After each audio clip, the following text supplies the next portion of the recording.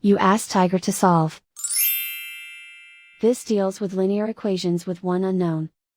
The final result is x equals 2. Let's solve it step by step. Group all x terms on the left side of the equation. Subtract 10x from both sides. Group like terms. Simplify the arithmetic. Group like terms. Simplify the arithmetic. Group all constants on the right side of the equation. Add 15 to both sides. Simplify the arithmetic.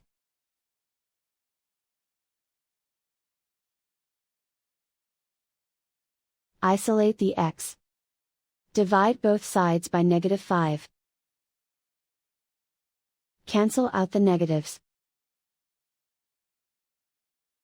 Simplify the fraction. Cancel out the negatives. Find the greatest common factor of the numerator and denominator. Factor out and cancel the greatest common factor. And so the final result is x equals 2.